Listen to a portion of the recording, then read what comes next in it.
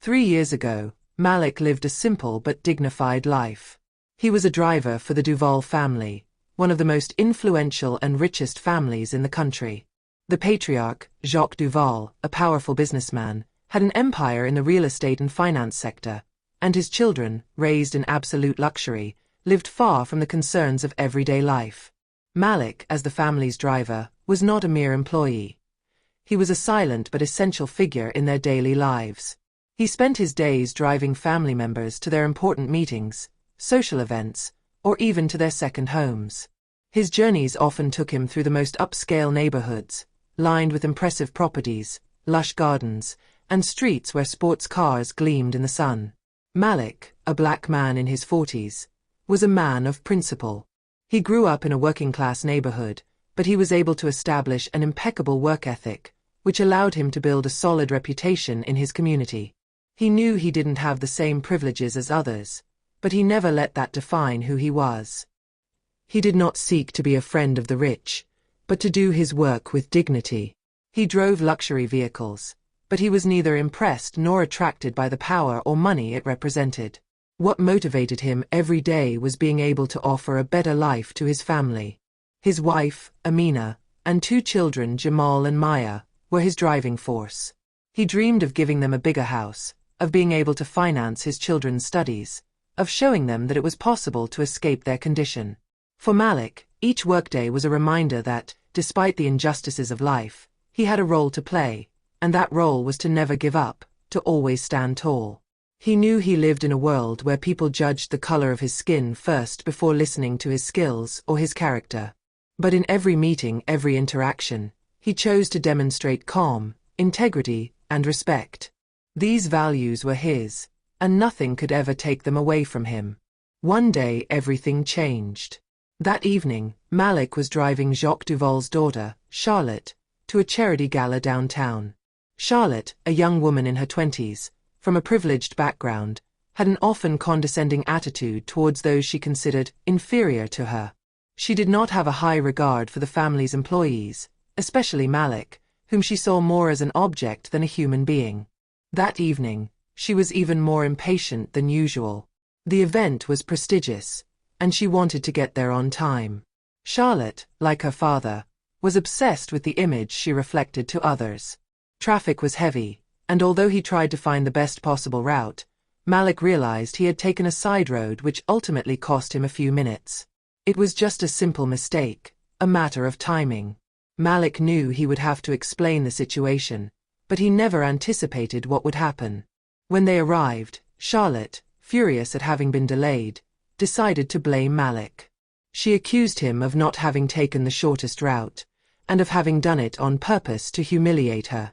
Malik tried to explain to him that he had done no such thing, that the traffic had taken him by surprise, but his explanations fell on deaf ears. Charlotte, already in the grip of her own frustration, decided to push further. She then accused him of having intentionally taken a long route to hide his theft. It was a wild, unfounded, and absurd accusation, but in the world she lived in, where money and power silenced the voices of others, Charlotte knew she could manipulate the facts as she pleased. She claimed that Malik probably took advantage of the situation to steal valuables from the luxury car, particularly an expensive leather handbag and jewelry that she had left behind. These accusations, even without any proof, were enough to call into question Malik's dignity and reputation. Malik, shocked and disoriented, tried again to explain, but Charlotte, with the arrogance of her youth and status, made a quick phone call to her father. Jacques Duval didn't even have time to hear Malik before making a decision. His influence was such that, a few hours later, Malik lost his job. In an instant, his whole life fell apart. He couldn't understand what had just happened. He had served this family for years with respect and dedication, and now he found himself accused of a crime he did not commit. His words were in vain. He had lost his job and everything that came with it. The dignity he had always preserved had just been shattered. The next day, the police arrived at his house. They were accompanied by a lawyer paid by the Duval family, and the atmosphere was already tense. They were not there to investigate evidence, but to follow the orders of a powerful family. Malik was taken away on charges of theft without even a proper interrogation. The Duvall's reputation ensured that everything went as planned. Due to the influence of the Duvalls, the police put pressure on him, and Malik was placed in preventive detention. The shame he felt at finding himself in a cell, awaiting a trial that would never come, was unbearable. It was an administrative error or an incident that he was blamed for, but for Malik, it was much more than that. It was public humiliation, the weight of a system that treated men like him as guilty before they even had a chance to defend themselves. During his 3 months in preventive detention, Malik lived through real hell. He was not prepared for this kind of brutality.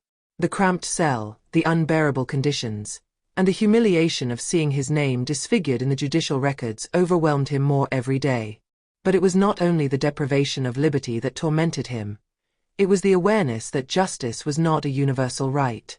Malik met several detainees who, like him, had been wrongly accused. The stories were all similar. Some were there for trivial reasons, others because of racial prejudice, still others because they were scapegoats in cases where the real culprit was never found. But they all had one thing in common. Their only fault was having crossed paths with the powerful. Truth, in this system, seemed to be an unfortunate concept that money could easily erase. He spoke at length with men who had also seen their lives shattered by unfounded accusations. Malik listened, understood, and saw a dark portrait emerge of a world where the richest could manipulate justice to their advantage. He was learning to understand the workings of this system. He understood that the truth was not always what you said, but what you could prove with enough influence. He felt crushed, powerless in the face of injustice. The life he had built with so much effort seemed distant, inaccessible. Meanwhile, outside, his family was suffering just as much. Amina, his wife, spent sleepless nights, worried about her husband and the future of their children. Their home, once a place of comfort and warmth, had become a place of suffering. The neighbors, those who respected Malik and his family, were silent. They no longer dared to support them publicly. The fear of taking a stand against the Duvalls, such an influential family, was felt more and more. The rumors, the whispers in the neighborhood, were growing. Those who had always looked at Malik with a respectful look had begun to doubt. Maybe he was guilty after all. Maybe he really had stolen, and what he was experiencing was just a natural consequence of his actions. Malik felt the pain of this lack of support. He felt he had become an outcast in his own community, a broken man, judged without trial. But, in this solitude, a new strength grew within him. He couldn't let himself be consumed by hatred, by despair. He knew he had to get up. He had to rebuild himself, and that required hard work. He promised himself that if he managed to get out of this hell, he would come back stronger than ever. The 3 months of detention were a school of resilience for Malik. Far from his family, far from his dignity, he had only his will to guide him. In this place where freedoms were constantly violated, he decided to change course. He began training in areas he would never have considered before. He learned business management, economics, and logistics. He spent hours reading books and talking with the rare inmates who could help him understand these new horizons.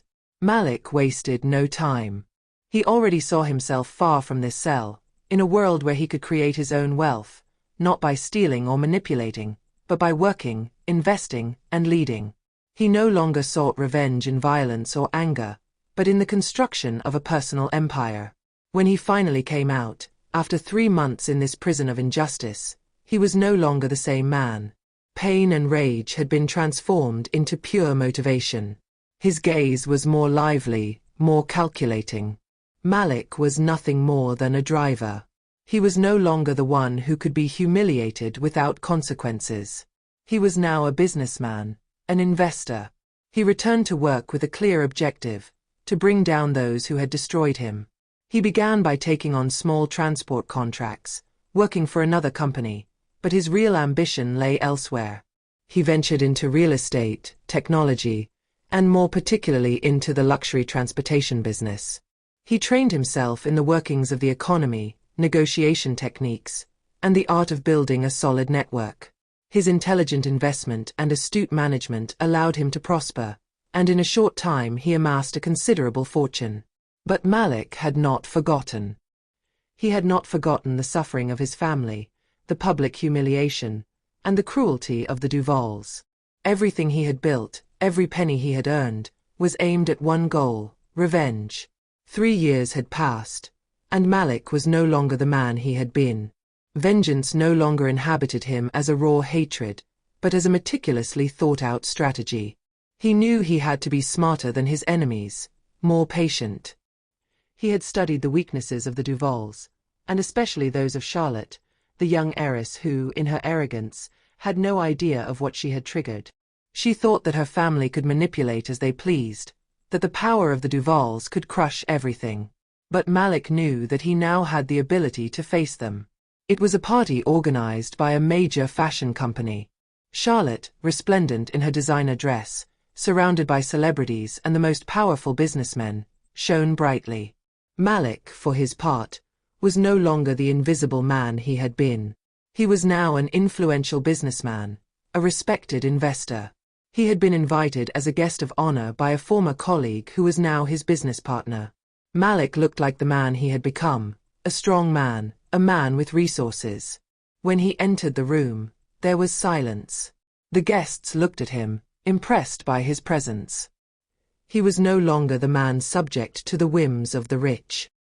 He was now the equal of those who had always despised him. He saw Charlotte in the assembly. She hadn't noticed it yet. When she turned her head, Malik walked towards her, calm and confident.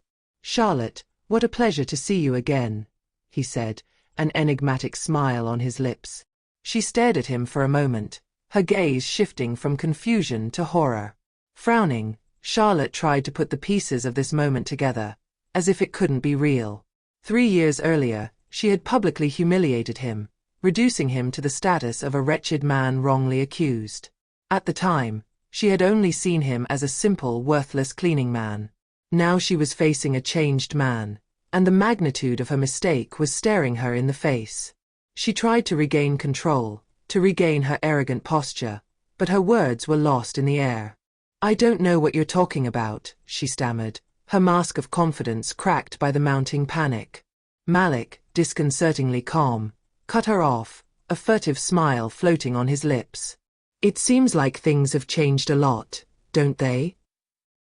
he said softly, his gaze sliding over the guests who were beginning to pay close attention to the scene. "You remember that little incident 3 years ago, right? You and your family did everything possible to bring me down, to humiliate me in front of the whole world. But it seems that you forgot something. The truth never disappears. It just takes a little longer to reveal itself."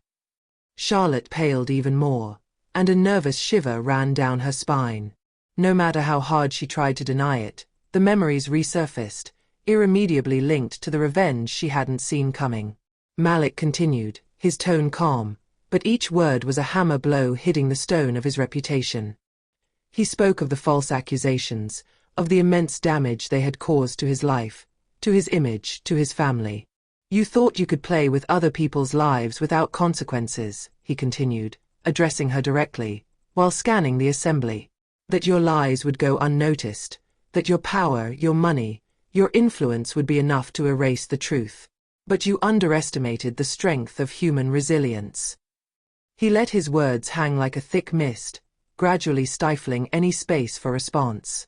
The assembly was in suspense, captured by the progress of the dialogue, which took a turn very different from that which Charlotte expected. He addressed the room, emphasizing, bluntly, the impact that this false accusation had had on his life, on his children, on his dignity. "But look where I am today," he said, his gaze hardening. "I am here not as the man you thought was defeated, not as the one you thought crushed, but as the one who, against all odds, was able to get back up. I built my success with my hands, with my mind. And I assure you that it was not by chance." Charlotte, at first frozen in an increasingly palpable stupor, began to turn to her father, Jacques Duval. She was desperate for an escape, a solution, but there was none. Jacques, although a respected authority figure, knew that his power was no longer sufficient. The tide was rising too quickly, and the pressure exerted by Malik left no room for escape. He tried to minimize the damage, but it was too late. The world could no longer ignore the truth. Malik's revenge, however, was not in Charlotte's public humiliation, but in the careful exposure of her flaws. He had not acted with rage, but with strategic patience. Even before that evening, he had made sure that the media knew the whole story, and a poignant interview with a respected journalist had been published, revealing not only the injustice he had suffered, but also the consequences of this false accusation on his family, his career, and his soul. Charlotte felt cornered, caught in a spider's web that she had woven herself. She had no more arguments, no more defenses. The evening, although supposed to celebrate his success and that of his family, transformed into a brutal denouement, where the masks fell and the truths came out. Malik, without rushing, let the pressure build and slowly distanced himself from Charlotte, her presence imposing, but full of dignity. He knew that revenge was not an end in itself. What really mattered was how he was able to reclaim power over his own history, no longer defined by injustice, but by how he transcended it. He slowly walked away from the scene, while the murmurs of the assembly grew louder, more insistent. But in his mind, he was already elsewhere, on the path he had chosen to follow after these years of suffering, that of redemption, rediscovered respect, and pride in having proven his worth.